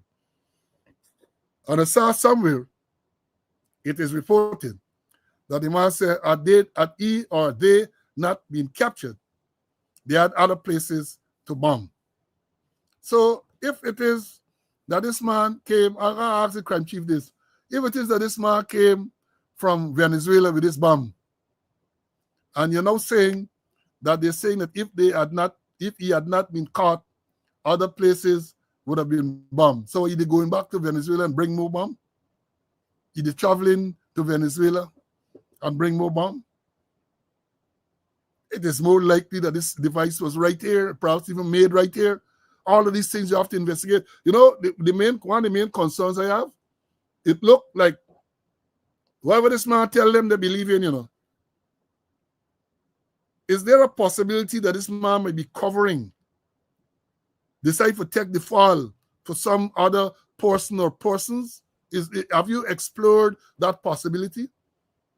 Because if this man brought this bomb from Venezuela, and then you all are telling us now that, well, not the police necessarily, somebody is saying that the man said that had he not been caught, he would have been, there are other places to be bombed. So where is he getting these other bombs from? Where was he getting these other bombs from? Again, I say that if you have proper forensic, they're going to be able to tell you about the composition of this bomb, whether it's local components were used. All they can tell you. Why don't believe the Ghana police force, or we have the capability in Ghana, so you might have to reach out, because in reaching out and in making sure that this thing is dealt with properly, you might be able to stop other similar incidents. Yeah, well, that's a key thing too is motive. His motive, I know his intention, I don't know if it's the same, because if he had placed that bomb, if he was allowed to place that bomb in the garbage bin, that he attempted to place it first next to the pump, and that thing went off, that pump attendant would have been a goner. There's no question about that. She would have been dead, right? The bomb might have then ruptured the tank, which I understand is right there, and it might have caused a big conflagration, fire all over the place. So again, compliments to the young lady, but I'm disappointed that whenever she for giving the interview, I'm disappointed that the people approach her for an interview, and more than that, put her picture out for the world to see what she looks like, and thereby putting her in danger, putting her in harm's way. They ought to have been more responsible. You can't run to get scoop and put people's life in danger like that. And they had come for me, tell me that I'm wrong. Come for me and tell me that I am wrong. And let me tell you all something here quickly. You have other people in custody. They say that 8 others are in custody. 8 others are in custody. They talk about accomplices, even though the commissioner is saying they have to determine whether it was a lone wolf. Well, you know what is lone wolf. Because lone wolf mean that the person would have acted independently and by themselves. But from the outset, you all say, yes, assistance, he come and he meet. So it couldn't be no lone wolf. He had accomplices. For example, what they're saying, that they recce the place. They went there, some woman might have been involved, bought chicken and scout the place. Those are accomplices. Those are accomplices. And they can be charged. If he's charged with terrorism, they can be charged jointly with him. If he's charged for murder, they can be charged jointly for murder with him. So the issue, therefore, is how are you treating with those persons? How are you treating with those persons? Right? Because in the past, I don't know if you all remember this, I'm talking to the police, the senior ones. In the past, the evidence of an accomplice was evidence against the accomplice, not the other person. So if A and B committed a crime, and A decided to confess and implicate B, that was not evidence against B. That was evidence against A. But in 2022, the Attorney General, Anil Nandlal, SC, MP, piloted a bill in Parliament, which is called the amendment to it's bill number 3 of 2022. the Evidence Amendment Bill number 3 of 2022. It was tabled in the National Assembly in April of 2022. And it sought to allow the confession of an accused person to be admitted as evidence against a co-accused during the same trial proceedings. Yeah, listen to this, investigators. Whereas in the past, the evidence of a co-accused was the only evidence against him or herself. So if you say it's we, that is not evidence against the other person, it's evidence against you only. But they went and they made the evidence, the amendment to the thing. And the key details, they say, as it was, as I'm explaining, the existing law in Guyana prior to this amendment being passed is that the confession of one accused person is generally not evidence against a co-accused. It is only admissible against the person who made the confession. Right? Then they say the proposed change, right, section 63A of the new bill, if passed into law, would create an exception allowing such confessions to be used against a co-accused person. In other words, when I went to make the amendment, section 63A of this bill, right, if it was passed, I think it's passed by now, would create an exception allowing such a confession to be used against the co-accused. There are conditions and safeguards. The proposed amendment includes a stipulation that the confession should not be admitted if the court finds it was obtained by oppression or under unreliable circumstances. However, an exception to this is where it can be proved to the court on a balance of probability, a lower civil standard of proof, that the confession, despite how it was obtained, is true. So they're saying now, according to this law, and I want the investigators do the research and understand this, They're saying, my understanding, that even if the confession was obtained by oppression or under unreliable circumstances, they say if the court finds that the confession, on a balance of probability, very low standard, on a balance of probability, the court found that the confession is true, then notwithstanding this oppression and notwithstanding the unreliable circumstances, the court can admit the thing. And then it says it has faced criticism for potentially being unconstitutional and undermining an accused person's right to a fair trial. Therefore, while a change has been proposed on a bill table, it is not clear if it has been fully enacted into law as yet. The existing law remains the principle that a confession is not evidence against a co-accused until this bill becomes law. Well, you need to find out if this is law. I suspect by now, 2022 to now, it might very well have been law. So you get a little tool to work with there. You got a little tool to work with. So I'm pointing these things out so that you all can deal with it. Now let me come back. Let me take another sip. Hold on. The mouth a little dry.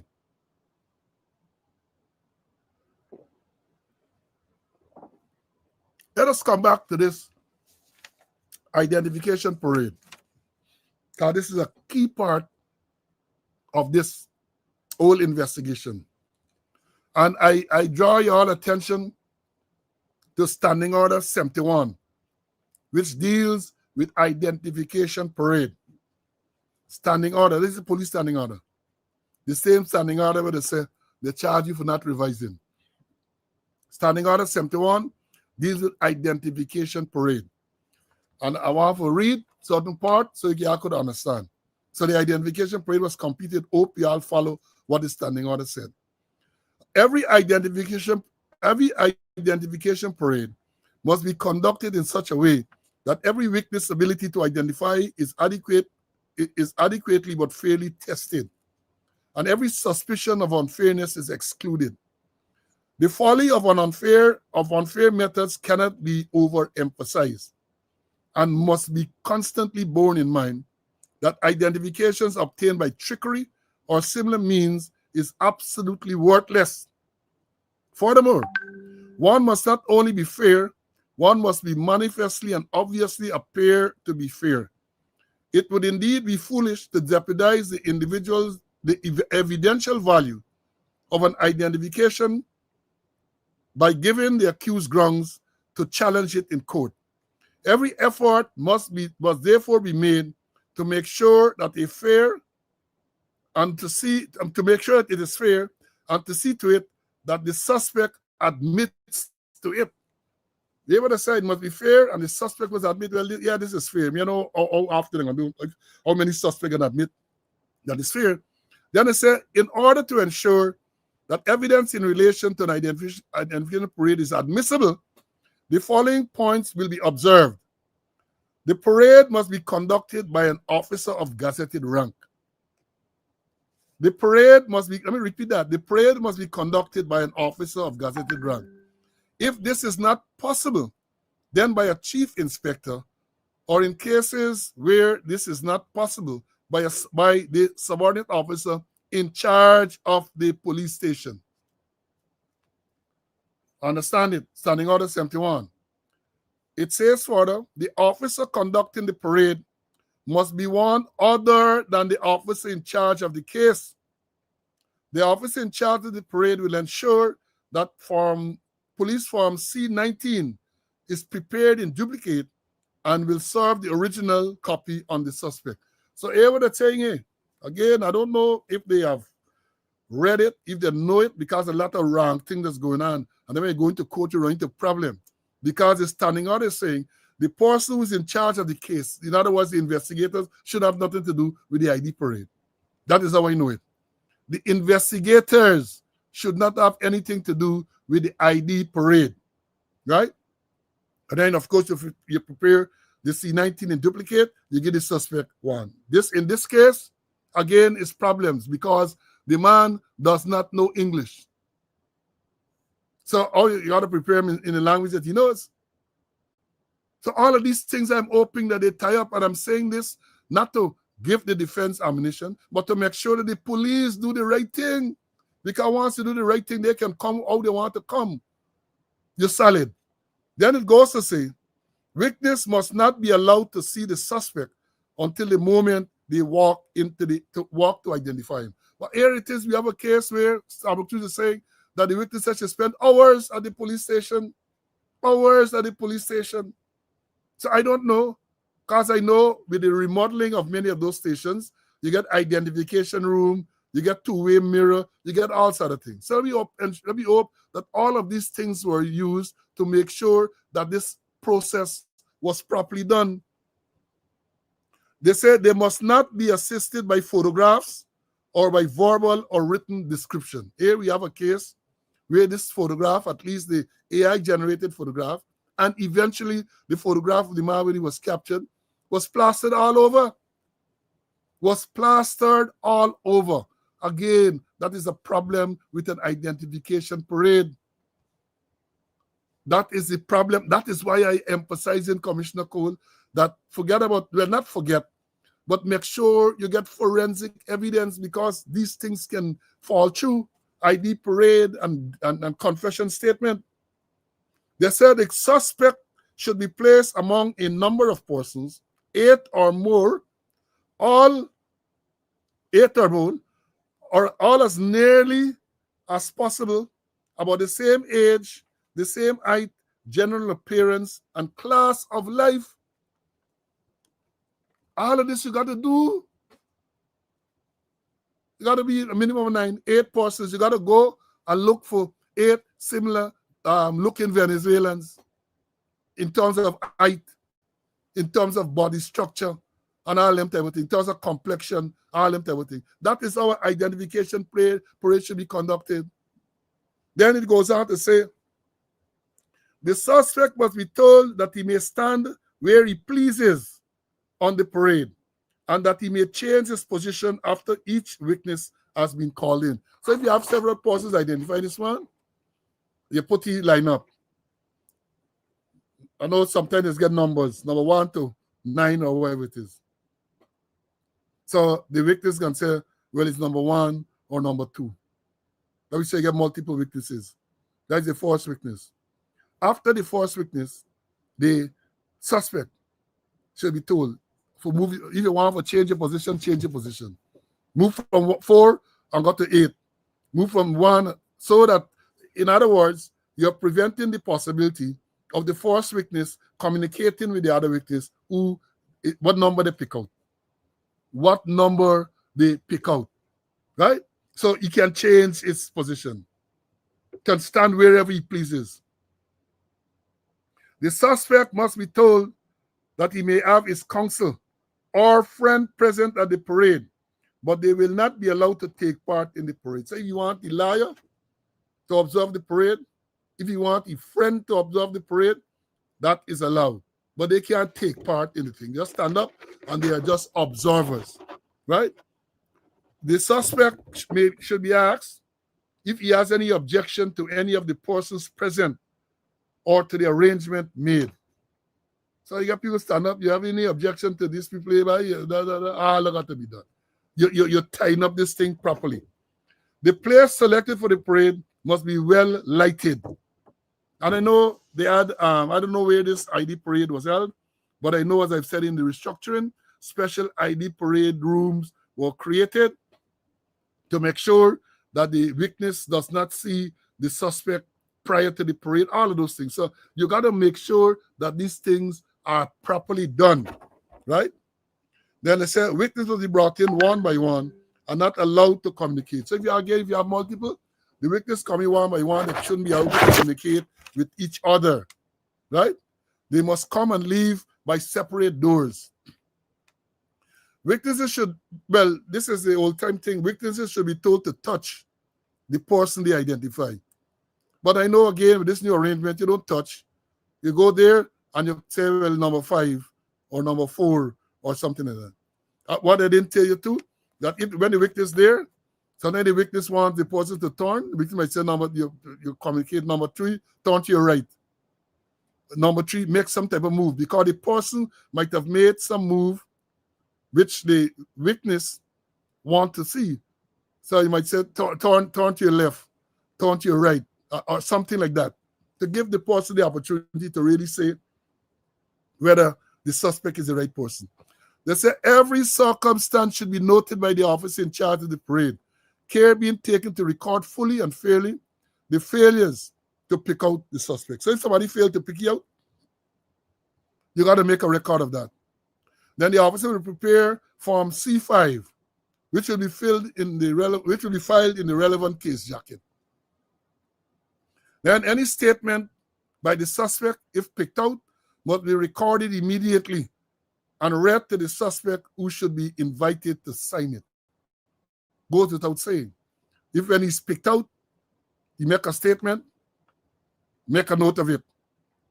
The officer in charge of the parade must be called as a witness to testify as to the events occurring and the general conduct of the parade. So again, that goes without saying, whoever conducted the ID parade, got to give his statement, and at the time of the trial, you got to go out and give evidence as a witness, right? Then they talk about identification by photograph. So when in doubt as to whom to arrest, but the description supplied by the witness, it is believed that the description fits one or more persons of whom the police have photographs, there is no objection to showing a witness a number of photographs, about 12. You can't show you one. Can't show them one. About 12 of similar men, and asking the witness whether he or she can identify the person he saw commit the crime. So there's a provision for photographs to be used, but you can't show you the one photograph say this is the man. You have to get at least 12 similar photographs, show and ask them to identify from the 12 who they believe the suspect is. Then they said the witness who picks out the suspect by means of photograph must not be used to pick out the suspect again on an identification parade. So once you pick it out photograph, they're saying you should not be used again. The witness who picks out a suspect by means of a photograph must not be used to pick out the suspect again on an identification parade. Separate witnesses must be called for this purpose. That goes, the reason is clear. Because you see the photograph and you pick you out there, you can't then pick you out in the lineup. Because you know what happened there, you saw the photograph and then you're going to go, other people got to pick you out in the lineup. They say when given evidence, police witnesses should avoid stating, except it is brought out in cross-examination, that an accused person was identified by means of a photograph. Nor should they produce photograph, as this will tend to indicate to the court that the accused has a criminal record. So let me understand what we're saying here. When you get the evidence, you can't go and say you identified the man by photograph unless it is asked. Because how would you get the photograph? Because normally the photographs you get are photographs of criminals on file. So if you're going to say, well, I get it from the file and think, then you're implying that the person has a criminal record. And you don't want that. You want fairness. So I'm saying this again to say, as I am winding down, this is a case that is going to revolve around forensic evidence. Forensic evidence. Yeah, you have you claim an eyewitness, you're going to put an ID parade, but that is problematical. The fact that you get caution statement, not only the fact that the man speaks another language, he's Spanish speaking, and you got to get a translator and all into everything, that too presents its own challenges, right? When you come to science, buddy, forensic science, right? You can't challenge the science. You can challenge the method on which it was taken, right? You can challenge that. You can challenge that type of thing. But you have to establish nexus between the clothes, the man, and all these type of things. You got to do that, right? Remember the O.J. Simpson case? They didn't challenge the science, the DNA science. That wasn't challenged. They challenged the way, I think it's Mark Freeman, one of the investigators, handled the evidence. He had it in some car trunk and all that. That is what they are going to challenge. They can't challenge the science. The science is the science. The science is the science. They're not going to challenge the science, but they're going to look to see how the evidence was obtained, how it was stored, and all of that. That is what they're going to do. And then bring that into question. The nexus, how you handle, who handed over to whom. You carry it to the lab, who took it to the lab, who uplifted it from the lab. The scientists who do the examination. That is what is likely to be challenged, and that is why you have got to be extremely, extremely careful in dealing with cases, all cases, but especially a high-profile case like this. High-profile case like this, you have to make sure, again, I say, you have to cross the T and dot the I. And for those of you who believe that maybe too much information is given, it's for the police to make sure that you do the correct thing, because you don't want, having regards to all that has taken place, when the time comes for your trial, I expect they're going to charge with terrorism, charged with murder, charged with a whole set of other offenses as identified by ICANN. But what you're going to charge, and if you don't have the evidence, because as I've said repeatedly in the past, it's not what you know happened, you know. It's not what you suspect happened. It's what you can prove in a court of law, where you can produce evidence to convince a court. And in a case like this, beyond reasonable doubt. We talked just now about the balance of probability. This is not a balance of probability. This is after you have to convince a jury beyond a reasonable doubt that this is the person who committed this dastardly act. And therefore, there's an high bar to jump. Can be jumped, can be overcome, but you have to make sure you do the work properly. No shortcuts. There are no shortcuts when you come to investigation of this nature. No shortcuts. You have to do it properly. And that is why I start off by saying I'm disappointed. And I'm sure not the investigators, it's them people looking for PR, that the clothes suspected to have been worn by this suspect is placed out there and put all over social media, right? Because we have made a breakthrough. We find the clothes worn. They found the clothes they said worn by the suspect. How did they know that this was clothes worn? Then I say, and again I say, because they're not police, they're saying suspected to have been worn. They're definitive. That is the clothes worn by the suspect. Then they come with this the eyewitness. How in God's name can you have an interview without even blurring our face? And she there outlining. How is it a newspaper like Stabrook News can have an interview done with this individual and put our photograph in the paper, a main witness to this act, one of the main witnesses to this act, she photographed all over the newspaper, all over the place. And you know, if you all know, let me remind you, newspapers are not confined to Guyana. They're online. They're all over the globe. So even the terrorists and the accomplices and all them see who this person is. How can we be so callous? How can we not recognize that we are jeopardizing the young lady and the whole investigation by doing that? How can we not? Something is wrong with us. Something is wrong with us. Folks, we had a long alone. Again, I batted alone. I batted alone. And I know y'all gonna compliment me for the shots that I played. Shots that I played, y'all gonna compliment me. But I am and the three issues that I dealt with this afternoon, the death of that 15-year-old, I ain't done. I got more to talk about in relation to that at some subsequent program. The arrest of Azzuddin Mohammed and his father. That's gonna get its own momentum. This is just part of the whole process. You have the sanctions, you have the indictment, you have to get the arrest, so extradition proceedings, and then we're looking out for Monday Parliament to see what will happen there.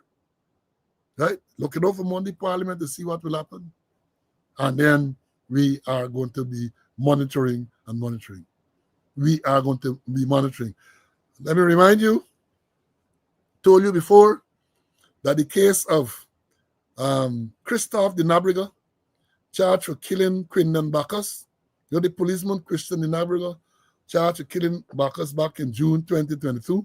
No matter is in the High Court. I understand the prosecution closed its case some time ago, and it has been said that some key witnesses, some key prosecution witnesses were not called.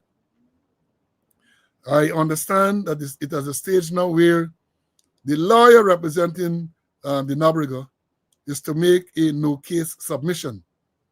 And it is felt that that will be a critical part of this whole process. Because if you get witnesses then turn up for the evidence and all of that, then for all you know, the man might walk. Right? Because again, as I said before, when you get into the court, it's not what you know, it's what you can prove beyond a reasonable doubt. This is a murder charge. That is ongoing there. Right? That is ongoing. I told you too that we get a daylight saving time change. So when we come again on Monday, God's Prayer Life, for those people in New York and on that Eastern time zone, it will be at 11 o'clock in the morning. In Guyana, it's going to be midday. So you Guyanese, you get the extra time if you're listening in Guyana. Midday, the program going to come on. 11 in the Eastern Standard Time, 12 o'clock in Guyana. I'm warning you early so you know, especially in Guyana. Because in Guyana, they might be looking for 11 o'clock, your time, and the programming will start then, right? It is not going to start then. Then we have a lot of other issues that I don't want to, I spend a lot of time. We have, for example, the allegation of the Region 1, where we were told that Soku went to the police finance office and seized a lot of documents as they're investigating the Region 1 commander. Three investigators went there too. I understand the documents weren't turned over. They were instructed not to give no document. That's my understanding. A board said, I give no document, you keep it. Don't worry with that. We running things, so don't hand over no document. Don't hand over. Then we heard about this big, nasty scandal at the training academy. They call them academy. We didn't hear anything further. You see, that is part of the problem. That is part of the problem. Allegations are made. They come out with statements, as they did with the training academy scandal, and then there is silence. There is silence thereafter. And let me leave I almost forget to say, remember when they had the press conference with the minister? There was an exchange between, Gordon Mosley voiced something. He raised some issue. He tried to ask some question or a question of the commissioner, who is the chief immigration officer. This is it. Listen carefully. Quickly, I know you're getting signals to wrap up. The chief immigration officer, that's you. There were a group of British nationals, Muslim British nationals, who were detained at the airport and denied entry. Could you say why that was done? I think yesterday or today that took place. Muslim British nationals, and they were sent back to Trinidad where they came from. Oh no. But this, Gordon, I'm going to speak to you on another occasion, but this we're dealing with. No, but this is the important story. I'm going to speak to you, I just said that. They don't talk to me. They don't talk to the press. All right, we're just trying to focus on the press. So there were Muslim nationals, there were British nationals who were denied entry. We're just trying to keep the focus on this investigation. Don't get commissioner elsewhere, He's just committed to. He's always keeping a press conference in 3 years. All right, Commissioner, you can. Mr. Crime Chief, on the links to the other two incidents. And Chief, remember we're rounding up. So let's deal with this question. Let's deal with this question. I understand that it's a good opportunity, but let's let the Crime Chief deal with the question. Still stands, sir. Right, let him It's a matter of public importance. You know, the shielding the commissioner for answering the question. It looked like when Gordon asked you about this issue, the man seemed surprised. He didn't know about it. He looking around. He didn't know about it. I'll tell you, sailor. You're looking at what is it Gordon Mosley is speaking about? Up to now, we don't think we get any press release about that. Here is an indication of what he was talking 2025. You know, it's just a shame that in this day and age, 2025, 6 grown men are being detained and we don't even know why. Even the people who are supposedly supervising us, even they don't know why we're here. So it is going on almost 24 hours and we are still held up in the Guyanese immigration. So I can't show you everything, but look, this is where we are basically kept. Just a tiny room, and you know, 6 men sleeping in here, or trying to sleep in here. We had nothing. The good thing was, you know, they did let us go and pray, have a salah, and after about 24 hours, other than the cups of water that they gave us yesterday, they brought us some tea this morning, so I guess a thank you is in order. It's not easy leaving your family, your children, you know, taking time off work, you know, spending all this money to essentially be robbed of that time for no apparent reason. And, you know, to think that in today's day and age, you know, we're having to take shifts on who's going to sleep on the sofa. So some of the brothers slept the first part of the night, some of them, the rest of us had to stay awake till Fajr. Then after Fajr, we managed to, you know, lie down and get some rest. It's not even sleep. You know, I mean, look what we're sleeping on. And look at the conditions of this. God knows how many people have been lying down on that, sleeping on that. Right? Our bags and stuff are like all over the shop over here. I'd just like to say thank you to everybody who's messaged, everybody who's reached out. I know quite a few people have been making phone calls to the consular, ringing everybody that they know to help support us. And it hasn't gone unnoticed, guys. Things are starting to move there in the background. Still not exactly sure in regards to what's going on or how long we're going to be held here. But again, thank you for your du'as, thank you for your messages, and yeah, hopefully we'll be out soon, inshallah. And if you're local, come down, a cup of chais on me, inshallah. So requesting your du'as, inshallah. Jazakumullah khair. Assalamu alaikum. Yeah, that is why you are. That was the issue that Gordon Mosley raised, and up to now, I have not seen any explanation as to what led to the detention of those persons. Now when you detention, they take and turn them back. Turn them back. They don't turn back the Venezuelans though. They're pouring in by the hundreds and thousands so they can bomb the place and all of that. They don't turn them back. Folks, we've had a long afternoon. I will be leaving you now to say again, our next program is scheduled for Monday. And we remember today's the last day in October, so we're going to be into November. Monday when we come at 11 o'clock, we're going to be looking to see what's going to happen at Parliament from 2. By 2 o'clock, we should finish the program. And we're going to keep monitoring what is going on. We're going to keep monitoring. I hope you have a wonderful weekend. I got a lot of news to catch up on because for the past 2 hours I was here, and I have not been able to keep abreast with what is going on with the Azzedine Mohammed and other cases that are around. Right? I should have told you at the beginning, I did allude to the fact that I had called this morning, and the matter is postponed to the 7th of November. Well, my attorneys requested a 1 week's postponement. So this has nothing to do with the court. This has nothing to do with the prosecution. To be fair, we try to be fair. We requested a 1 week to make our submissions, and the court graciously granted us that. So on the 7th, I returned to the court to deal with those matters. So, we keep your transparency. Just keep you up to date with all that is going on. I ain't gonna fight. Do nothing, fear nothing. Have nothing to hide. Have absolutely nothing to hide. So again, just ask as we close, those of you, the numbers are there. Those of you who are in a position to make contribution, please do so. Cash App is there, Zelle is there, and the MMG is there. So let's see what will happen over the weekend. Let's see. I expect you're going to get statements from the Mohammeds, especially Azzedine and all that. You're going to get statements, I suspect, from the lawyers. And let's see what will happen. Let's see what will happen. So again, until we meet on Monday, guys, at 11 o'clock. And 11 o'clock is New York time, Eastern Standard Time, 12 o'clock Ghana time. Until we meet then, I invite you to be safe, be killing people, care killing people, all sort of thing happening, people dying.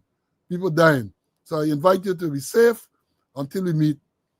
Stay well. Bye.